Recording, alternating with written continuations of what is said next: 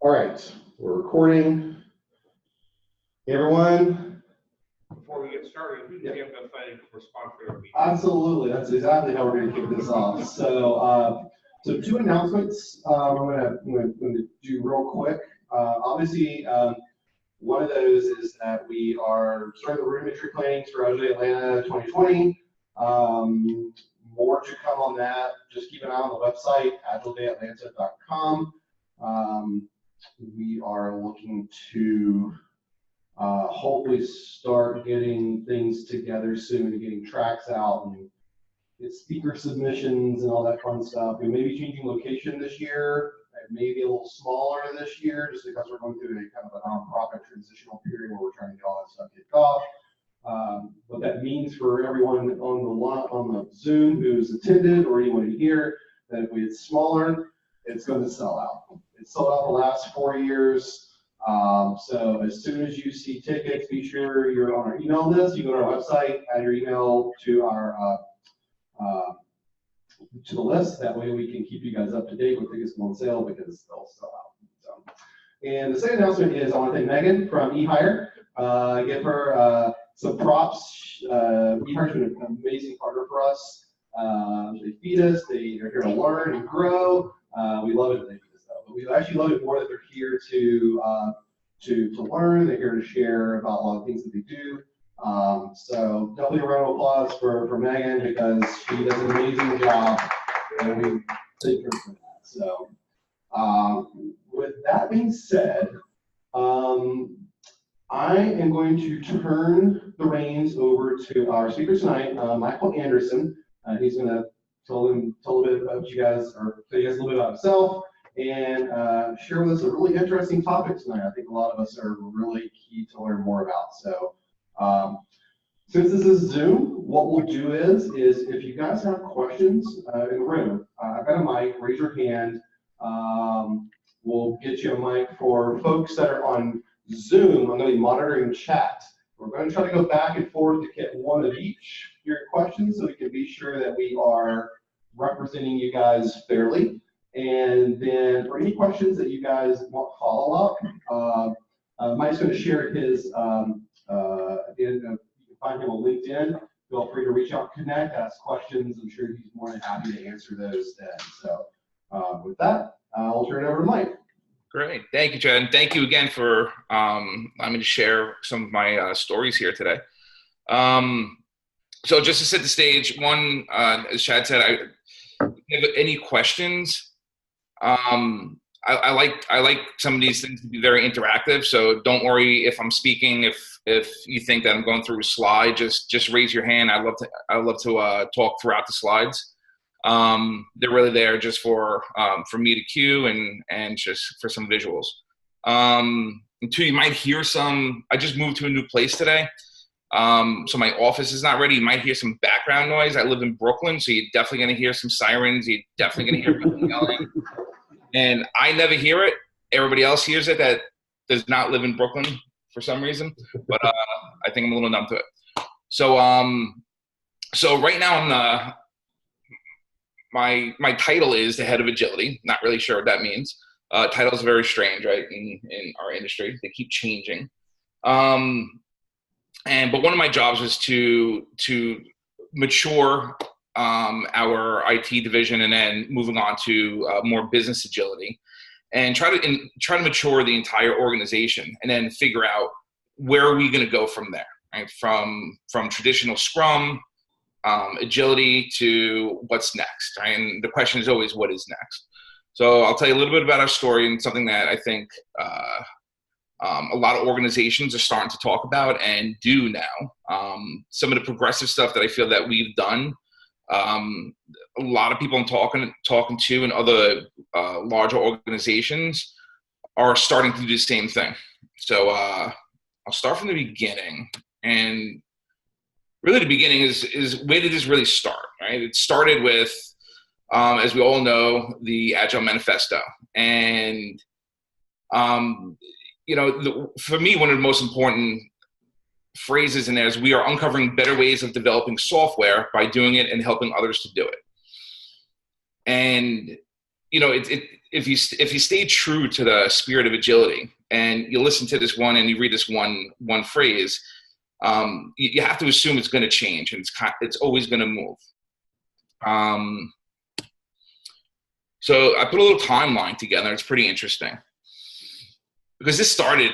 This agility. If you look at agility, and if you look at the philosophy, it really started thousands of years ago. Agile and Scrum follows some very old philosophies, whether it's in empiricism or servant leadership. But if we're looking at just software development, we were developing software in the 50s, and there was a lot of things going on with NASA and what was then NASA and the military. And there were things out there, and Herbert Bennington, he had this presentation. It was really cool, but there was nothing called waterfall, right? At that point, it was just, here's how we do software, and here's how we actually develop it in these phases. And I'm not going to go through all these, but one of the things that I always notice is that I like to point out is that nobody actually used the term waterfall until 1976. And the one thing that they said about it was they called it waterfall because it looked like a waterfall, right? But they said that there's a really big problem with it, and things keep failing, and things are always over budget, and nobody knows why. And hold on, let me just move this stuff around my screen. 1985, the U.S. Department of Defense, they embraced Agile, and they embraced waterfall. They actually embraced waterfall at that point. And then all of a sudden you jump to 2001 and we have our Agile Manifesto, right? Now, if we go a little bit, okay. So 95, we know that Jeff and Ken created or introduced a framework. That wasn't formally introduced. It was not printed. It was not out there for everybody. It was there. 2001, we had the Agile Manifesto. 2006, we actually had the first version of the Scrum Guide. And interesting about the Scrum Guide. So they created the Scrum Guide, and they thought this was amazing. And they went out to teach it to as many people as they can, but nobody showed up, and nobody was signing up for the classes. And that's when they actually that's when they said, well, let's do a retrospective on this. And they said, what if we call it a certification? And that's how the Certified Scrum Master certification was created. Because as soon as you added certification on there, it made it official. Then by 2013, we had our 25th major revision of the Scrum Guide. So you see things are moving, and now, right now in 2019, we're still trying to figure it out, right? All right. So the role of a Scrum Master. So when I started 10, 12, 13, 14 years ago, whatever it was, I was always taught that a Scrum Master is a servant leader, right? And that's all we are.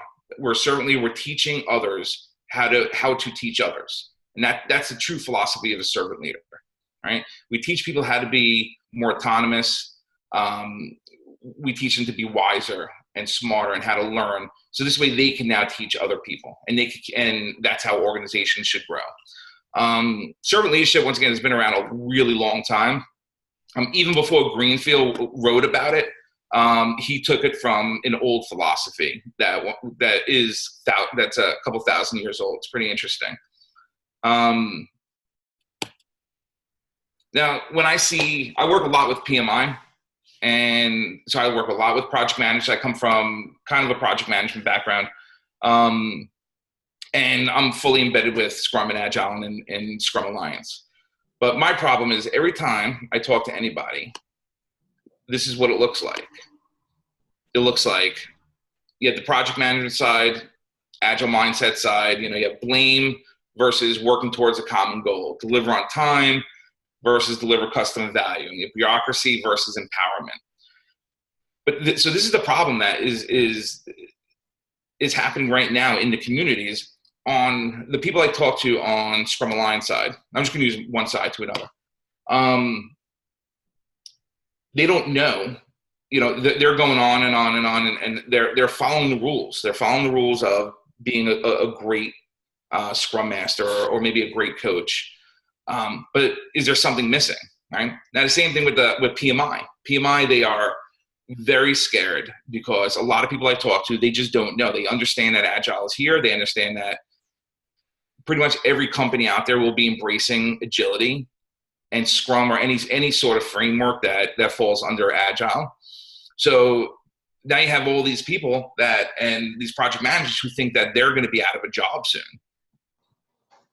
But it's not true. So this is the evolution. So, and when you look at both of them, if you look at Agile, I call it agility, just Agile. It's the same thing as waterfall. It's just in shorter iterations, and we all know that, right? The thing is, I don't believe, and the more I talk to people that say that they work in waterfall environments, it's not really waterfall. You know, they do understand that things have to move quicker. You can't have a project that's 3 years without testing it. You know, and that's what Agile was, to get it out to the customer, get it out to anybody that could test it to see if it makes sense, to have your MVP, which is a part of Lean, and see if it actually truly makes sense. So, you know, I'm part of this group that thinks waterfall is really it was the first stage of development, and now we're into this more agility. So I don't think it's one against the other. I think it's truly just the evolution of software development and the way we're doing it. And now we know business agility is blowing up. So it's any division you have in any organization. Does anybody have any questions? No? Okay. Let me see. Let's talk about what an Agile Project Manager is. I had somebody from Scholastic who, he's an interesting guy because he comes from PMI and he's got his PMP, and then he went over to Scrum Alliance and he became a Scrum Master. And now he's going through the entire journey, right? And that's all it is. It's a journey, right? It's a very long journey that should never end. And once you get your certified Scrum Master credentials, you know, that's where you decide where you're going to go, right? Are you going to coach? You're going to, you know, do you want to be a Scrum Master? Do you want to go further? So we talked about it. We talked about what is this Agile Project Manager that we feel like is evolving? Like why is it changing, right? And what do we think people are doing right now that is different than when Scrum Masters first appeared? So when I was first hired as a Scrum Master, it was amazing because all I had to do was run some ceremonies, kind of understand the metrics, coach people, and it was an easy, cushy job. It truly was. I didn't have to deal with any budgets. I did not have to deal with resourcing. I didn't have to deal with the bureaucracy because technically I get rid of all the bureaucracy. So it was an amazing job. But things are changing. People are looking for different things. Companies are looking for different things. Companies are getting smarter, and companies are becoming more efficient, which we should have. That's what we do. We teach them to become more efficient. So what he put together was, as a servant leader, as opposed to command and control, project manager has more leadership, less management. Coaches team on Agile principles. But that's what we do anyway, right? I mean, we, as Scrum Masters, that's what we did anyway. Removes organizational impediments. As Scrum Masters, we've always done that, maybe just on a team level, sometimes on an enterprise level. Then maintains oversight of projects that involve multiple teams. You know, 15 years ago, 12 years ago,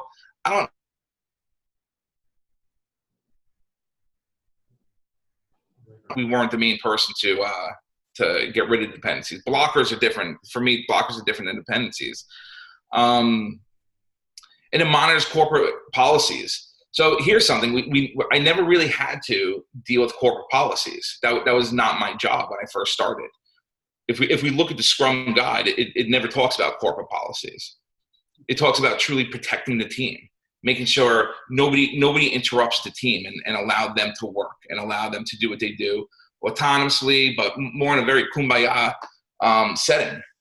And then do project coordination, allocating and tracking budgets, communicating with stakeholders, risk management, Once again, I don't know if this is what we were doing 10 years ago, 12 years ago. You know, I feel like this is something that, or I know that this is something that is evolving right now. So this is his perspective. This was David's perspective of what he thinks an Agile Project Manager is. So it's really weird. So where I was, we decided that the organization and the teams, and this is where the story really starts. We decided that the teams would mature enough.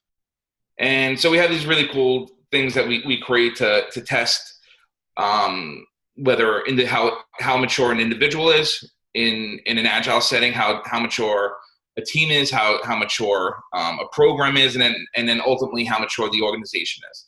And at some point we said, you know what? We're there. We're at the point where we could move forward. We could do something a little bit different. And so we put out a white paper and we told everybody that we're going to do something different. The first thing on that paper that everybody noticed was Scrum Master will no longer become a permanent position on our teams.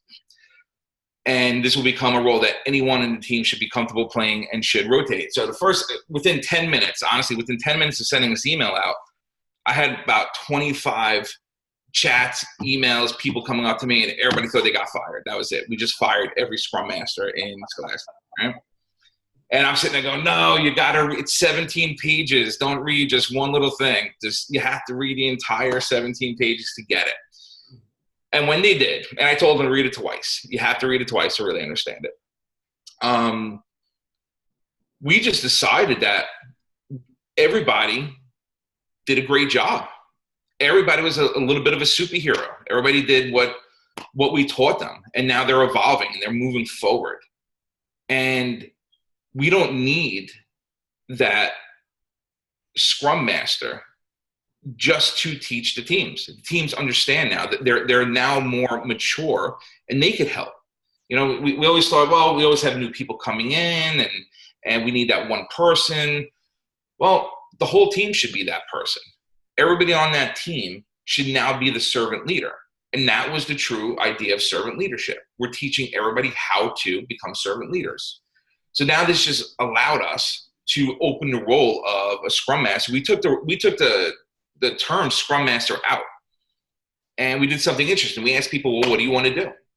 You know, you could be what we're going to call an Agile Project Manager and help manage these projects and help work with the teams. But now you're going to have to do budgeting. Now you're going to have to do resourcing. Or you could work on the program side, or you could be a BA, or you could be a developer. But we allowed people to decide what they want to do. And it was pretty interesting. We knew there would be some fallout. We knew there would just be some people that said, I love being a Scrum Master. I love holding the ceremonies. I love working with the metrics and the people. And that's it. That's all I want to do. And that's great. That's what they should do then. And there's a lot of places that are still there. You know, and the things we talked about was, like we said here, practical wisdom. You know, that's a part of Agile. You know, it's you're going to do the right thing when the right thing presents itself. And, you know, and these are the things that we taught the teams. You know, you do your code reviews, not because it's a checklist item, not because it's a subtask, but because you want great code to go out there. And you want to make sure that when it goes out there, the end user and the customer has the best experience. Our team structure. You know, the best architects, requirements, and designs emerge from self-organizing teams. That's straight from the Agile Manifesto.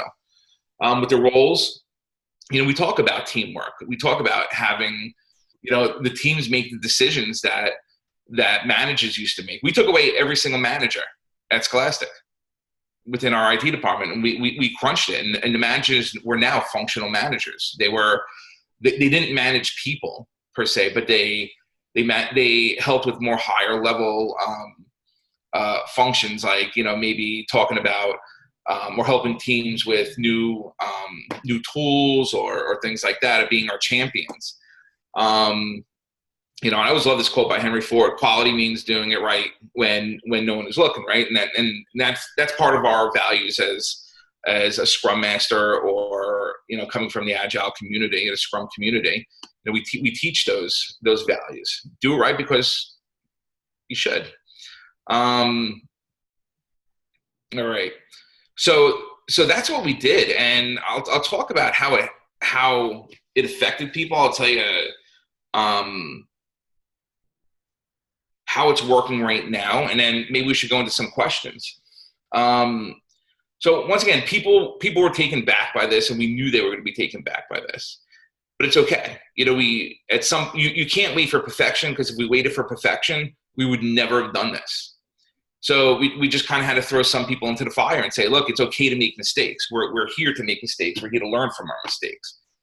And we want you to make mistakes. If you make a mistake, it means that we're learning how to do something better. It's okay, right? I always tell people we should always applaud a mistake. We should always applaud something going wrong, because it just means we found something to do better. And as long as we keep doing it better. If you keep making the same mistakes, it's a different conversation. But, we want them to make those mistakes. And once again, we came up with this decision because at some point we had to. I mean, it sucks, because if you listen to people 12 years ago and how everybody used to talk about Agile and Scrum, we want to get rid of the bureaucracy. We want to get rid of timelines. We want to get rid of this. There's no timelines on anything, right? There's no dates. There's no due dates. The truth is, there's a due date on everything. And that's it. It doesn't matter. The question is, what could you do within a certain timeline and within a certain budget? What kind of quality can you get out there? And that's always the real question. It's like the business value that you give into the customer, right? No organization is going to truly adapt to a model of, we're never going to be able to give you a date. We'll never be able to tell you what we can do by what time. So we have to acknowledge that and just say, this is, this truly is the real life, and there are budgets, and it's okay, right? So we had to kind of pull the rug out from everybody and say, your roles are going to expand a little bit. Your roles are going to change a little bit, and we're going to add responsibilities onto your roles. And that's all we did. And as of right now, the truth is, after kind of the dust settled a little bit, we knew who was going to stay, who was going to move on to other positions, either within the company or maybe going to another company. Everybody's embracing it. We sit in on a lot of sessions, and we hear amazing questions coming from people we never heard from before. We do a lot of psychological analytics. Just watch people's behavior in different situations, different roles. And it's interesting, because when you give them the power, and when you like, this is the ultimate testament to, we trust you, we believe in you. We're giving you you are making these decisions. Your manager who used to manage you every single day is no longer there. They're doing something else. It really allowed people to blossom and really come out. So, and that's where we are right now. It's an amazing change, and we're still going to have to keep moving forward with it. And there's going to be a lot of adjustments going forward, but there are a lot of great companies that are doing it right now. When I speak at PMI events, the question they always have is, where do I fit in with agility if we're doing waterfall projects, or if I'm a project manager and I'm not a Scrum Master? And the truth is, for everybody, and I think this hit home for a lot of people last time I spoke at Berkeley before this, is that if you are a project manager, and a traditional project manager, and you're with PMI, and you've gone through the entire exam, you took that exam, and it's an exhausting exam. Well, you need to understand agility. You need to understand the Agile mindset. And what is that Agile mindset? It's a little different for a lot of people. But you have to understand what it means, at least the basic terms of it. You need to understand, as a project manager, that you are now empowered to talk to product owners and ask them, does this really make sense? Are we doing the right thing? Now, if you're a Scrum Master and you don't know anything about traditional project management, you should learn. You need to know. You need to learn this, because the truth is, the industry is growing, and people out there are looking for a little of everything. We now need to come together in the middle and say, well, I need to understand more traditional project management, and on the other side, I need to understand the Agile mindset. I need to think a little differently. I don't need to look at everything as a timeline, right? And squash everything in there. So when I said before that everything's going to have a timeline, it's true. But now we get to debate, well, how much is really going to be delivered within that timeline? It doesn't make sense, right? What do we want?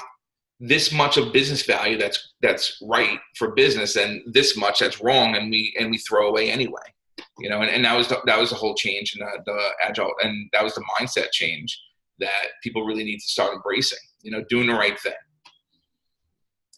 So that's it. Does anybody have any questions now? There's a lot to talk about, probably. All right. Hold on just a second. Here you go. Hi, my name is Nadia. I'm Agile Project Manager.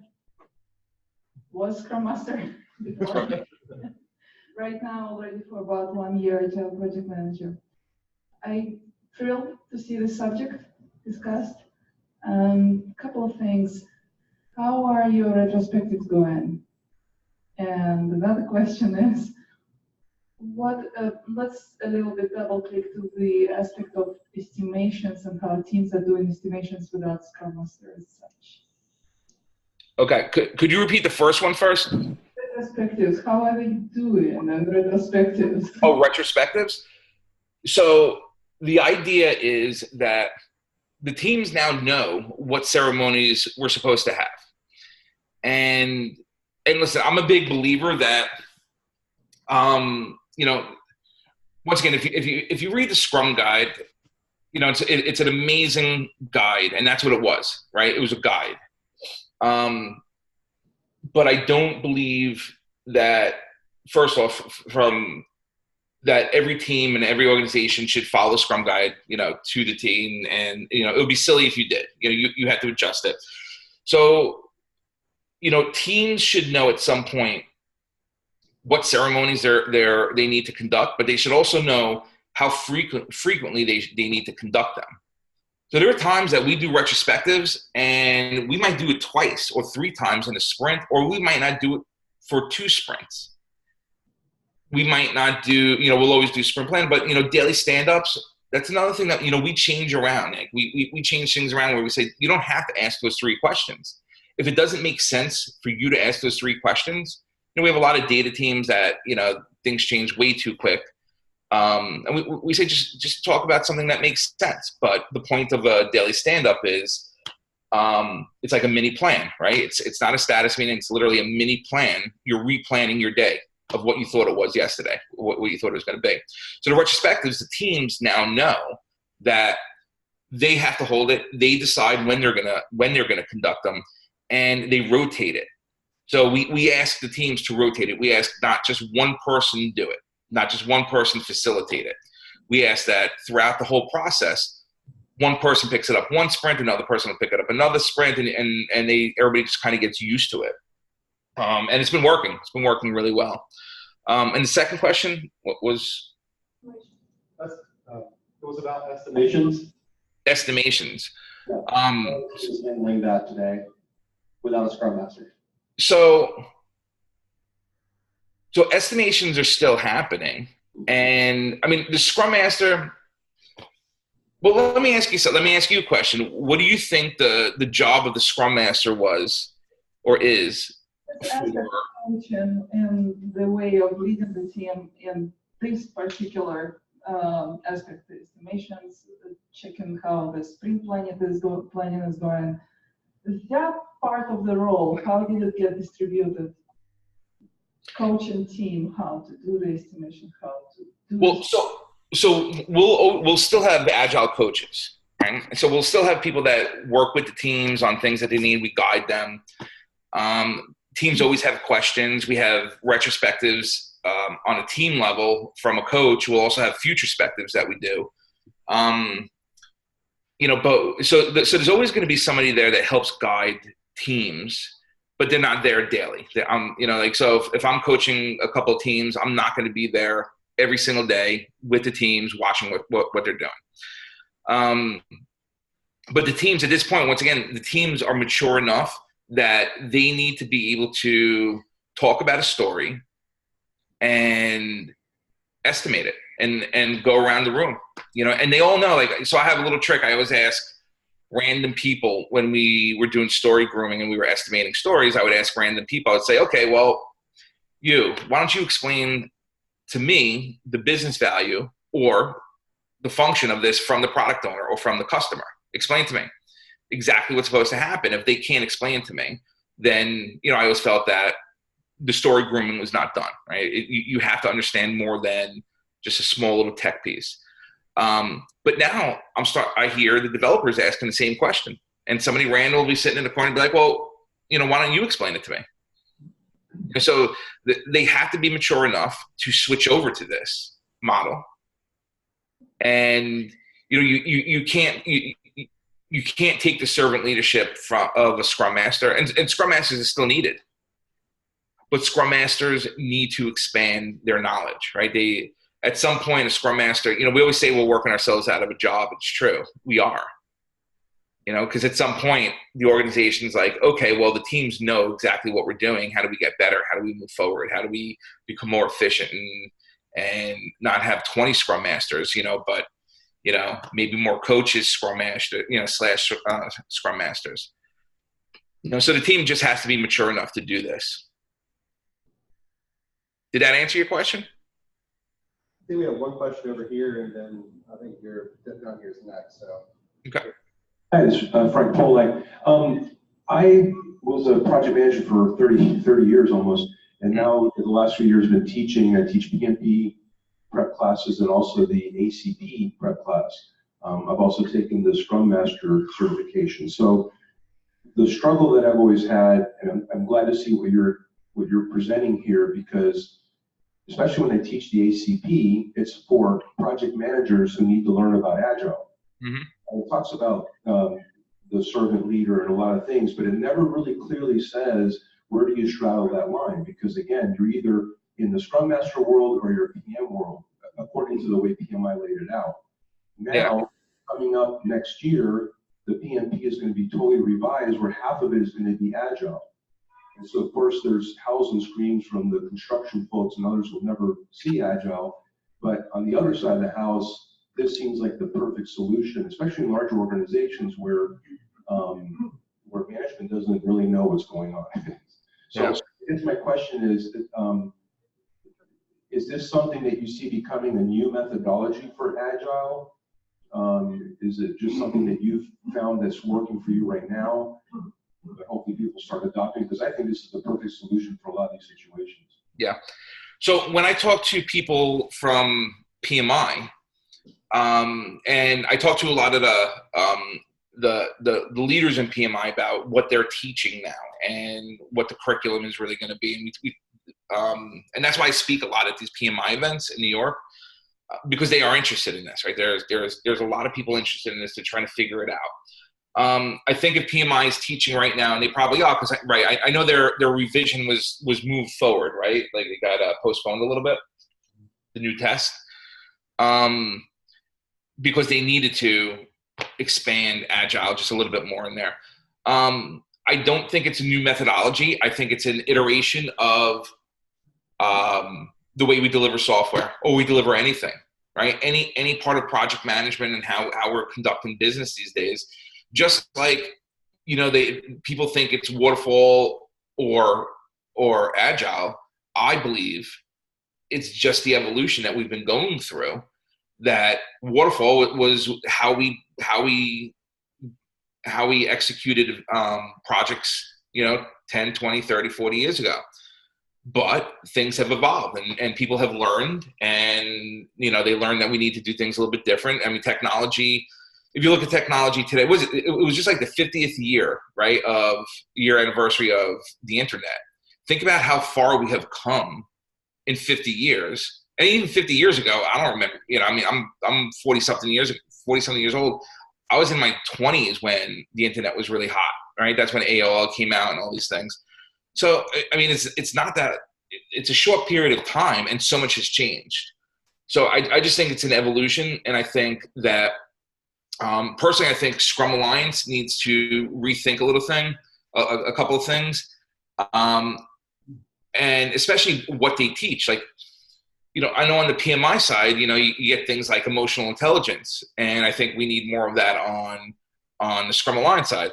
There's no more emotional intelligence out there. I have a whole bunch of 24-year-old, developers I always work with in all these different organizations. Nobody can communicate to me, and it's frustrating, right? Nobody looks at me or taps me on the shoulder and asks me a question. They're on their computer and emailing me when I'm sitting right next to them.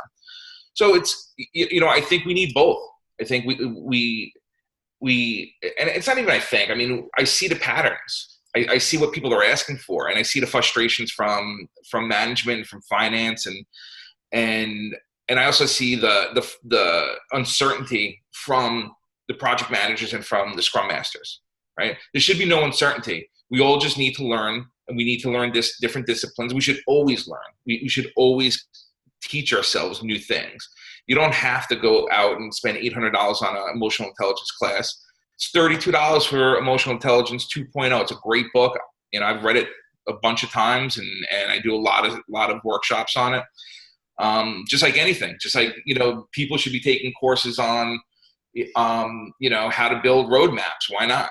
If you're from the Agile community, you should understand how to build roadmaps. It's a great skill. You should understand, Excel. Excel is an amazing tool. Nobody wants to use it, but you can do so much with it. Yes, I don't think it's a new methodology. It's the evolution. I think we're changing, and I think in 5 years. So here's what's gonna be funny. So I get a lot of phone calls from professors, or sometimes adjunct professors who are teaching Agile in universities, and they want to talk about real world agility. And so I'm starting to realize that, okay, everybody who is learning project management in universities right now is learning traditional project management, but Agile classes are starting to become part of the curriculum. So I think, and I don't know how long, could be a year, could be 10 years, whatever, when you walk out of college, you're already going to have an Agile mindset. You're going to understand traditional project management. It's not going to be separated. It's going to be one thing. So eventually we're just going to have a generation of people and project managers and developers who already know this. Does that make sense? Well, I think we've got one question in chat. I want to take that real quick because we haven't had anyone from Zoom yet. So the question is, sorry. So the question is, what was the title of the book you just mentioned? That is Emotional Intelligence 2.0, right? Yeah. Yep. Yeah, great book. Read it. It took me. It takes like 2 days to read, or 3 days. I actually have this book, and it's on my list. I haven't read it yet. It's Well, what's the funny thing about emotional intelligence? It makes you real. It's all about self-awareness and social awareness and things like that, right? These are things that we were born with. Every human being was born with this at some point. If you look at like Eastern philosophy, they say, that's the beginner's mind. You already have all this knowledge, and then society kind of takes that away from you, right? They muddy the waters, and you start thinking differently. It makes you realize how these very simple things that we already have, that we already know, and we just kind of dismiss it because of all these processes that we always have in place, and the fear that bureaucracy and big companies put in you. These big companies, they're fearful. Will I lose my job if I do this? Well, it's frustrating. And I think that's where the Agile mindset will help project managers or traditional project managers open up, right? Let's get out of those silos and let's talk. It's okay. I want to be happy every single day. I always talk about this work-life balance thing.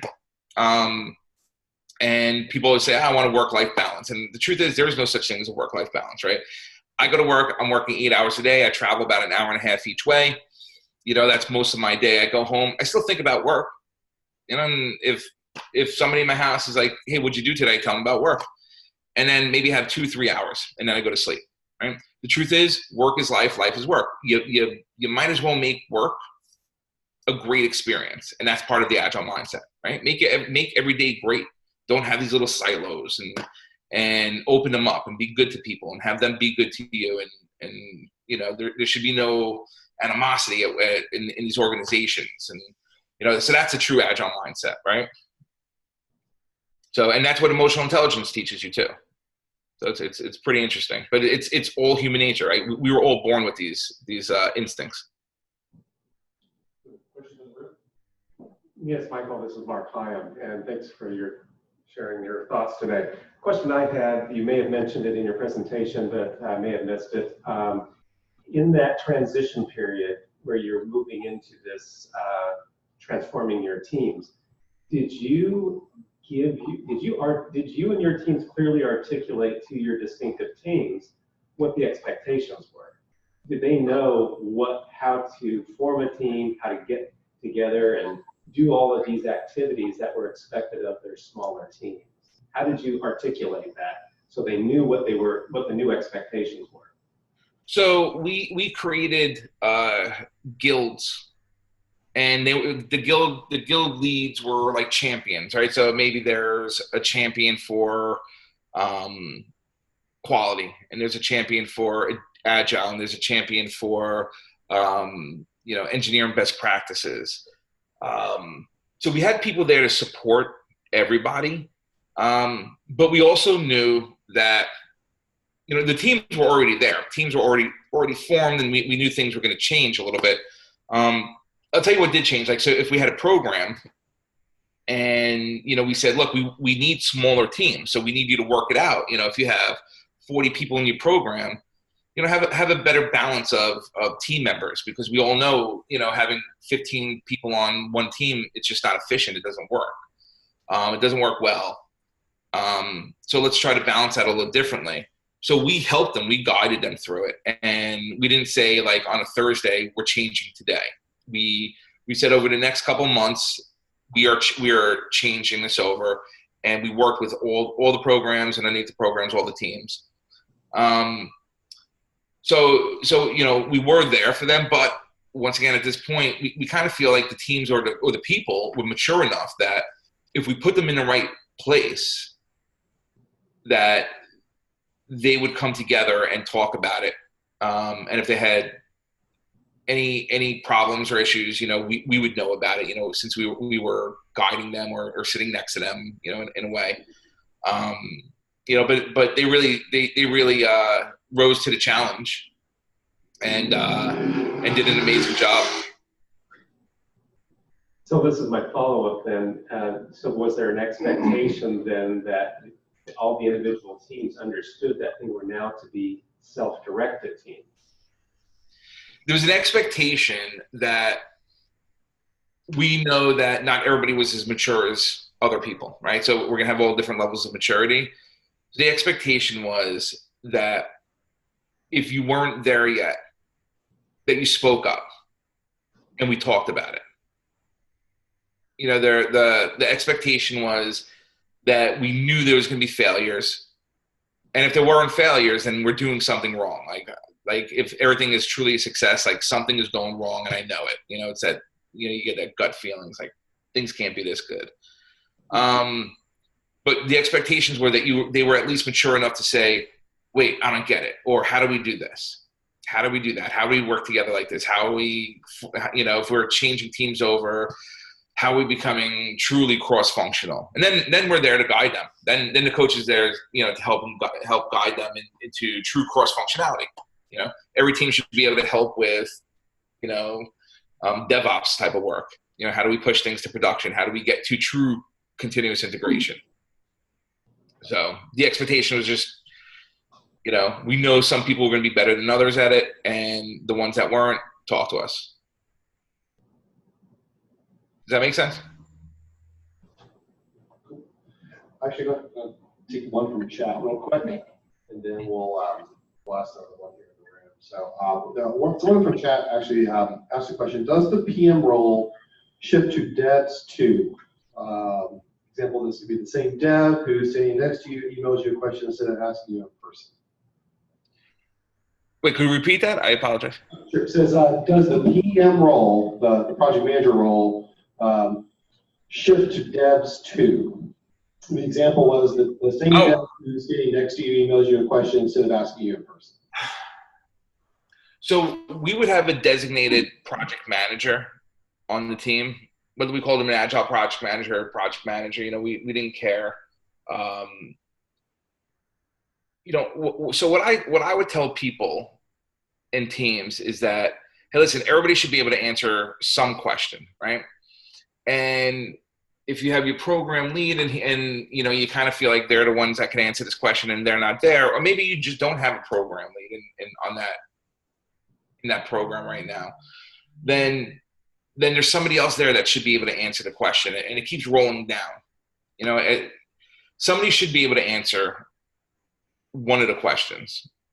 And that's why working more autonomously and closer, it becomes less of a blocker, because people are just sitting there in the same room. It's almost like this, when you look at the Spotify model, the thing I always thought that they did great was, they put people in the same room, and which forced everybody to talk, right? Isn't that weird? You got to force people to talk. And it just makes so much sense. But eventually it just became so normal that somebody could just look up and ask a question and somebody would answer it, right? It didn't become this formality. So it's, getting people to be able to talk to each other constantly, is a really important thing. Who did it? Zappos, they were really smart. I think they're crazy the way they did their model. There's a lot of books written about Zappos, and people at Zappos even say that their model is insane. But the thing, they're one of the greatest customer service companies out there. Like, that nobody could do better than Zappos when it comes to customer service. That's what they truly focus on. But the owner did this really, really funny thing. There's 3 entrances to Zappos. So in the morning, he closed 2 entrances, and everybody had to go through 1 entrance, and it forced people to talk. People sitting at the same elevator banks, or they were drinking coffee together. It was pretty interesting. It was a test when he first did it, but it worked. I know I went off a little bit, but it's really about the communication, right? I mean, those we do have very specific roles or responsibilities, let's say, of what a project manager does, and maybe not everybody could fill in those responsibilities, but some people could. Developers too. They should be able to answer certain questions. Everybody's equal on a team, right? Cool. All right, both of you guys are lined up. And if I'm taking too long with the answers, you got to tell me, because I was just told the other day that I tell too many stories and I could answer things quicker. So you need to let me know if I'm taking too long with these answers. I think stories provide context, so if you guys. Yeah. So I'm gonna let you answer just real quick. My question is, I'm Akshay Sial, I'm Scrum Master. My question is, as you are talking about, getting the Scrum Masters into project managers, and I'm dealing with situations where I have to do budgeting. Could you please give some ideas, how do you manage the scenarios where you have to do the budgeting? Thank you. So with Scrum Masters, you're asking, how do we manage budgeting? Yes. Okay. Well, and budgeting is a strange thing, right? So here's my conversations with finance sometimes in different organizations. It's like, well, so you want me to tell you, or you want somebody to tell you how much money we're going to spend by the end of the year and how much we're going to spend in each quarter, and what we're actually going to deliver, right? That's the least agile thing that we could do for you.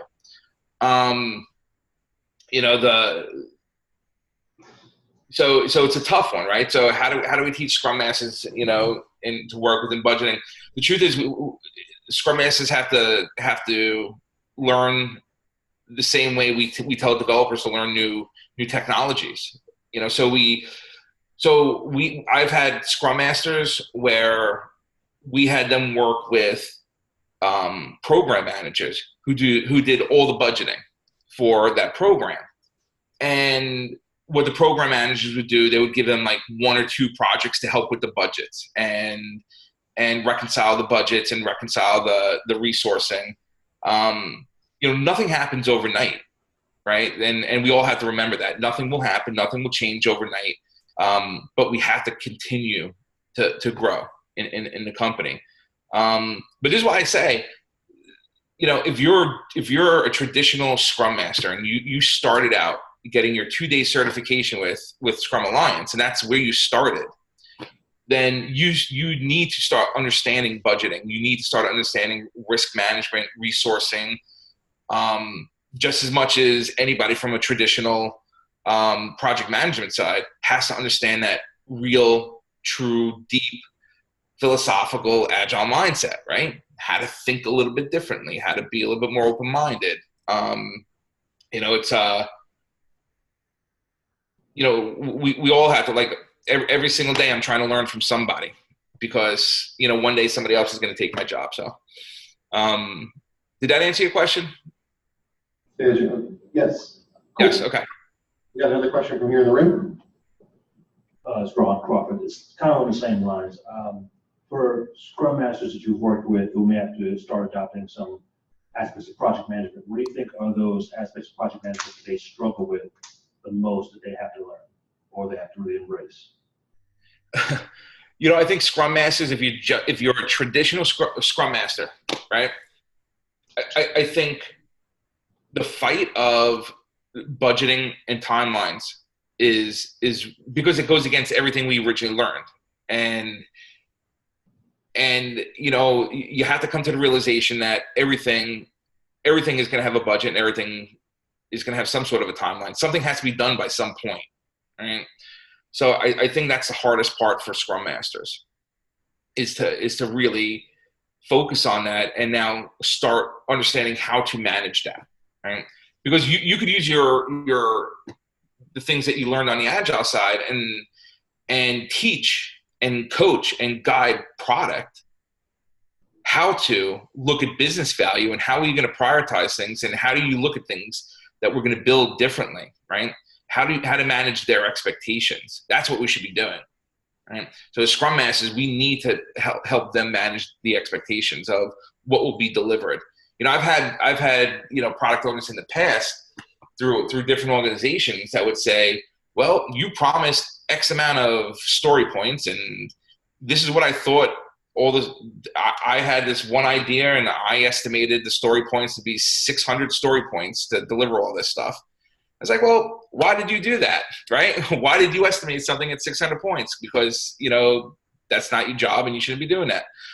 We need to be there to guide them and teach them. So I think that's the biggest problem for Scrum Masters right now. For the record, didn't Ron Jeffries apologize for inventing story points? Couple times. A question from there was 2 questions in the chat. It sounds like I'm curious if the questions you guys asked may have addressed some of those. So I'm going to give them a second to respond. But there was a question at the bottom here. How do you make yourself competitive when you have no background in this field? Unfortunately, I've recently discovered my interest in project management, servant leadership, Scrum Master certification. I understand there will be a lot to learn, but for someone willing to put in the work, is it too late? Oh, it's never too late. I mean, we're just at the beginning of everything we're doing. And if you look at that original timeline I put on there, I mean,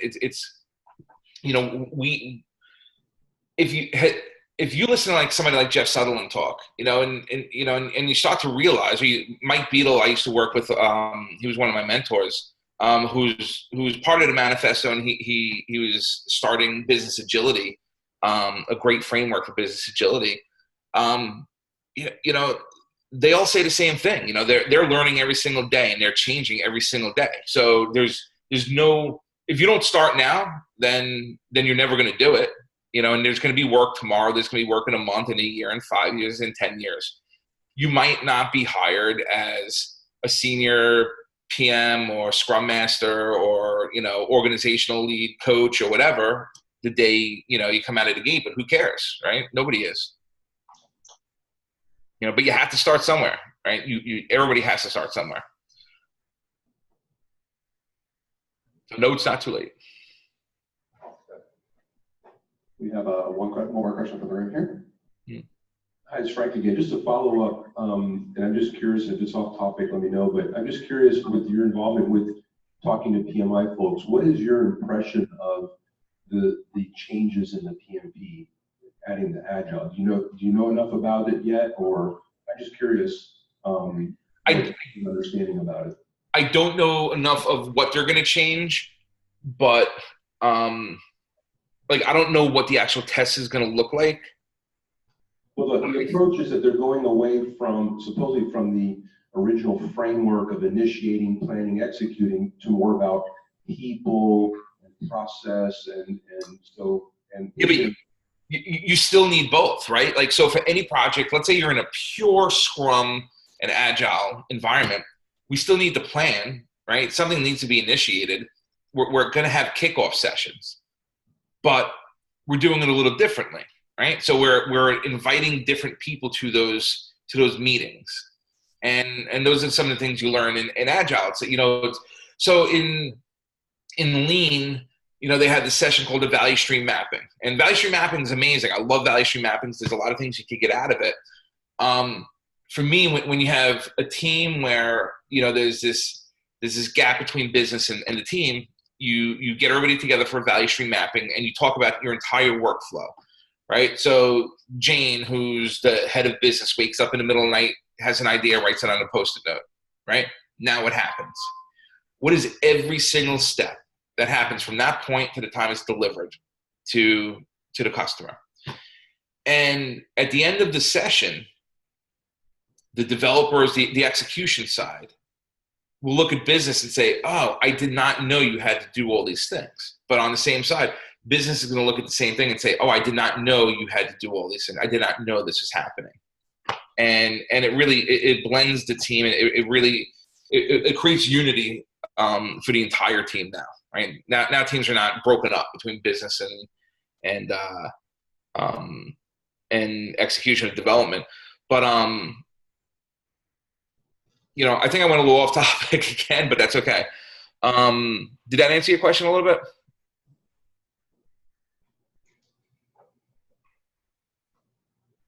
Yes, that was good. Yeah. We have a question from the room. In terms, you talked earlier about Scrum Masters understanding concepts such as road mapping. Are there some resources, books, anything that you would recommend for folks who try to better understand that concept? Because I know it varies across. There's different interpretations of that. Is there anything you recommend? I'll tell you what, I could put together a good list of books for everybody and maybe send it to you, Chad, where it'll have a breakdown of, project management, traditional project management, and Agile, where it's a great mix. I always think it's weird, like, when you read the PMBOK book, there's a lot to learn in there. It's a lot to soak up, but I'll send out a good list for everybody if you want. Roadmaps to me are just they're roadmaps. You learn how to create a roadmap and learn how to, it's, you could, there's a lot of resources out there, but I'll probably find some really good ones for you. Thank you. Hey, Michael, Scott, and Matt. Hey, I Scott. appreciate this topic. I think it's timely, and I was wondering how long you've been in this mode at Scholastic with the Agile Project Managers.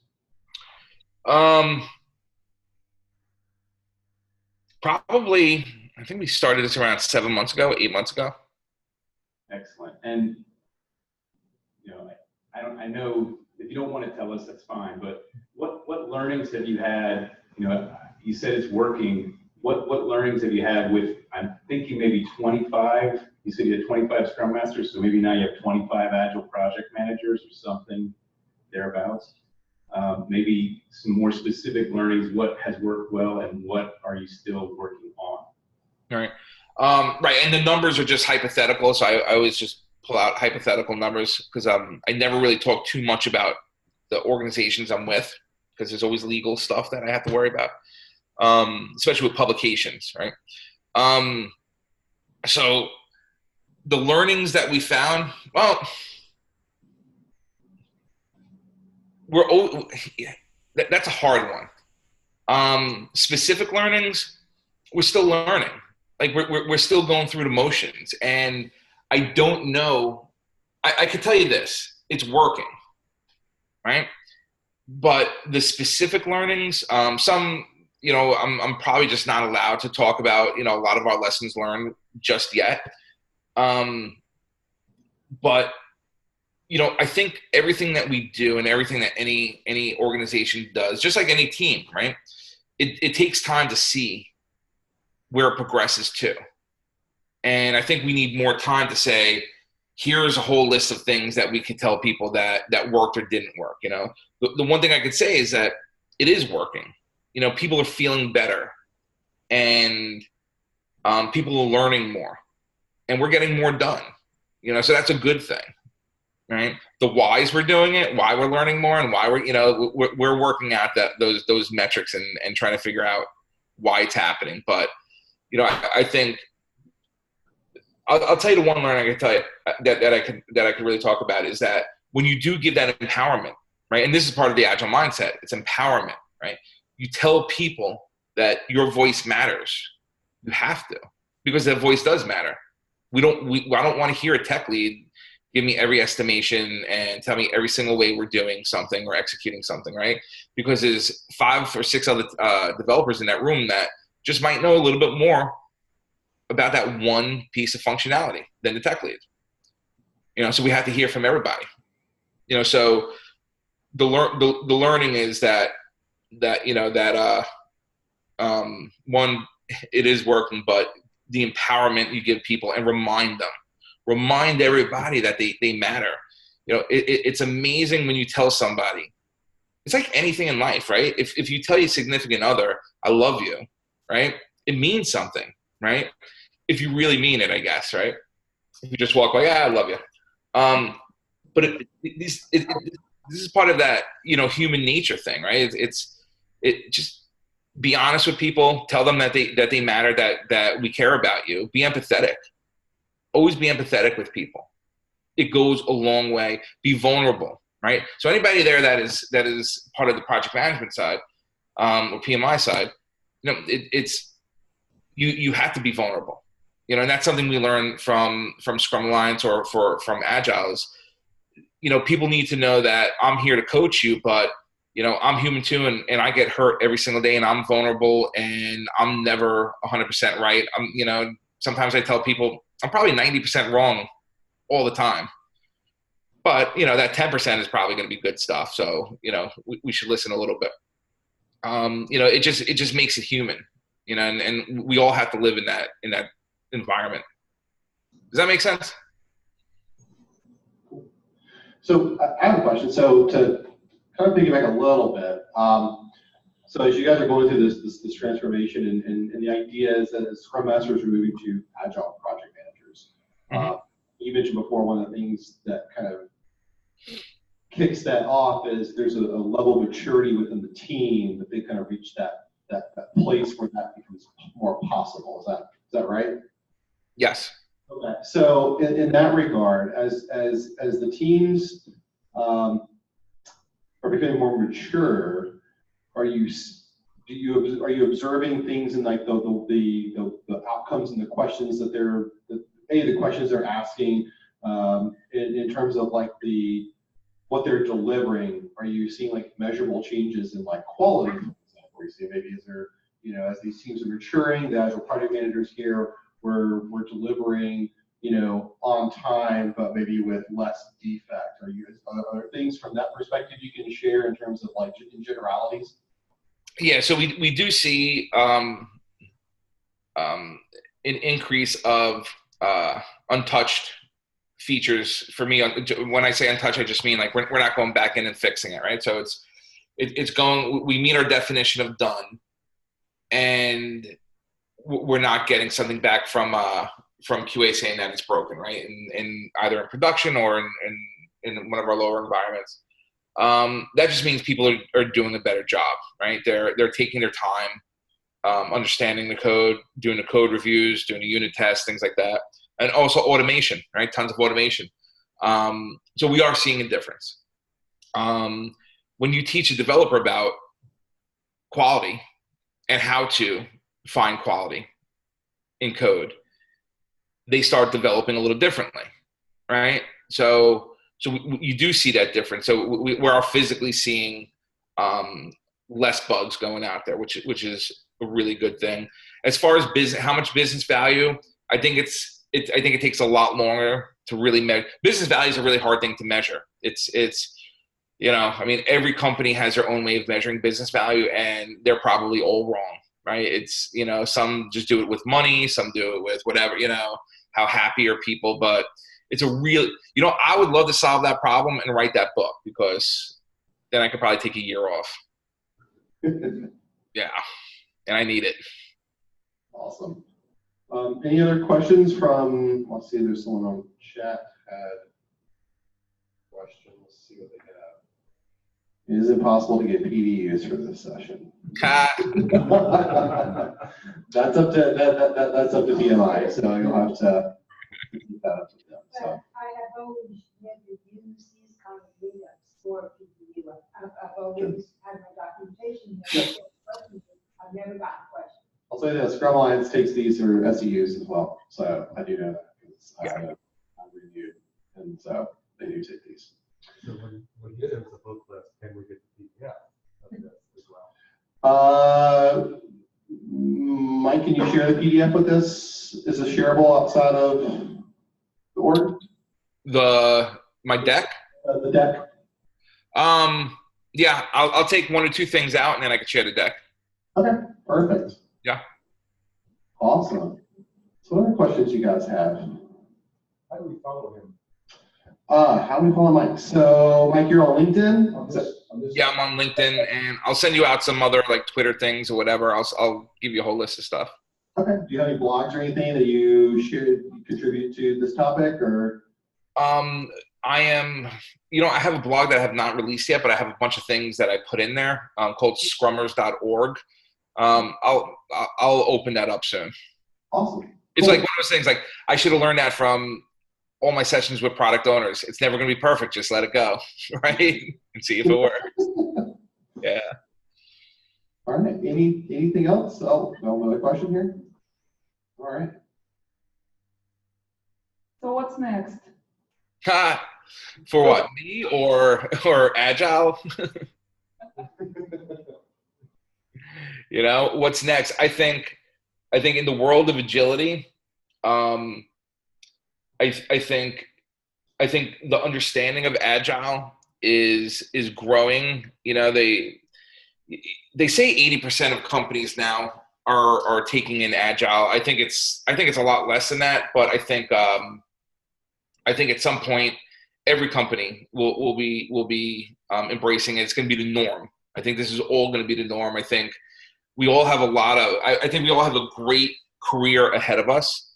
I think if you open your mind and realize that, and look deep into agility and how it breaks down into agility. Agile is broken down into a very philosophical side, but a very tactical side, right? So you have all the philosophy stuff that, once again, the servant leadership, the empirical wisdom, all these great things. But then you look at stuff like OODA loop, right? Which is like, how we OODA loop was this thing that Jeff Sutherland, he didn't really create it, a kernel created it. So Jeff Sutherland was a F-14 pilot in the armed services. And so he used very tactical wisdom on creating Scrum. It's pretty interesting. And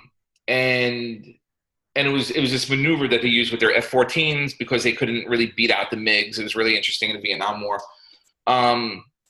So I think, the military right now, I don't know if you guys know this, but the military, I consider the largest corporation in the world, right? Probably. And they use Agile. They're an Agile organization.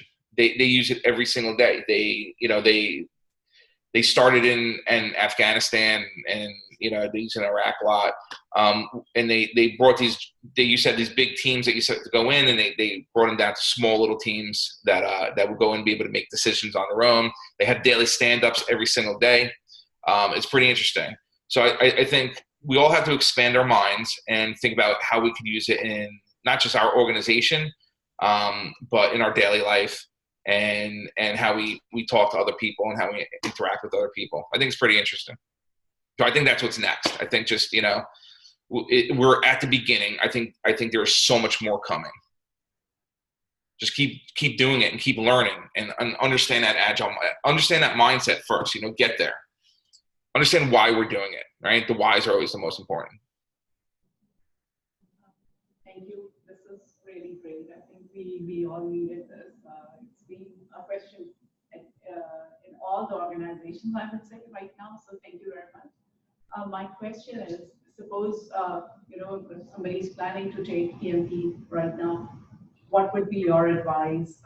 Would wait for the newer version or PMI ICP, between the PMP and PMI ICP? What would you recommend?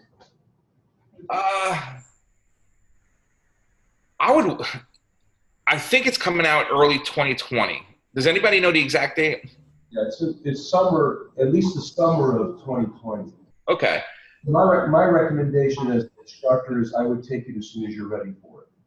Because you're going to be doing continuing education, so you can always learn the new stuff later.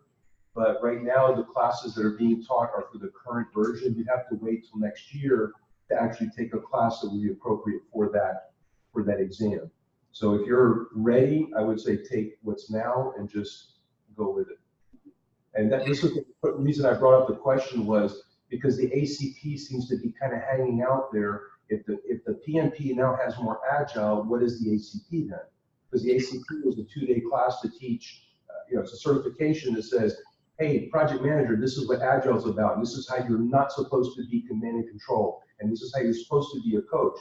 But it never really explained what side of the fence you're on. If you go to a CSM class, you know 100% what you're doing.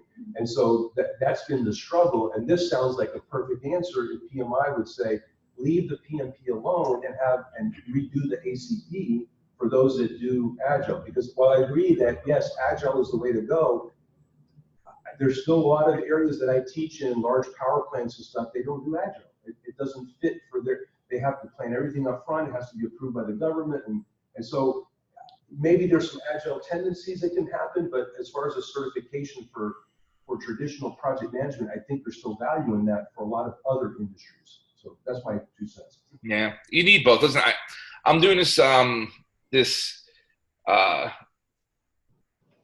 I'm doing this thing with the Department of Defense right now. I'm just putting in a bid. I'm helping somebody with a bid on one of their things. And it's funny because you're right. So the Department of Defense, once again, huge Agile and Scrum, really Scrum. They love Scrum entity, but a lot of things have to be planned up front. And it feels a lot like anti-Scrum and Agile. But they insist that we deliver it in an Agile way, so there's always gonna be bits and pieces, with things like that, especially with like compliance or military, so you really do have to learn. You do need to know both. You have to have both. And I will say this, even when I look at some of these companies that like you were mentioning, some of them, they just can't do it in an Agile way. I still think they're doing it in an Agile way. They might not be doing it in a Scrum way, but at some point they realize that they just can't plan these things. They can't plan 3 years of work because they know it's going to change. They have to know it's going to change. At some point they have to say, well, compliance might change in the next year or two. We don't know. Laws and regulations are constantly changing. Our government is just like that, right? So, and that's why I say sometimes get deep into it and understand the Agile mindset, because you'll understand. I would say it's very separate. Yeah, I think. So yeah, go take the test. That's a good thing, because you're right. Learning, and no matter what, knowledge is great. I think you bring an interesting point. Both you guys, when we look at the 12 guiding principles of Agile Manifesto, nowhere really does it say it's about delivering valuable outcomes. It doesn't necessarily say, it says deliver them often, but it doesn't really say how often. That's right. I think one of the keys here is that you're going to have industries which may, take a year to deliver value, 2 years, 3 years, but that's because that's the cadence that they deliver value, and that's the cadence that, their customers accept that value. I think, a lot of times, a lot of the questions that we have, we can look at the manifesto to extrapolate what those are. And what some of those answers could be, because it's not prescriptive. That's kind of the beauty of it. So That's a good point. any other questions from the room? See no more questions on chat. Let's all right.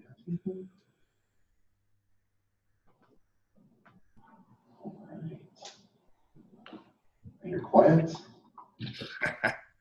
So it sounds like maybe a lot of folks get to ask a lot of hopefully good questions tonight. Get some good learnings. One more question.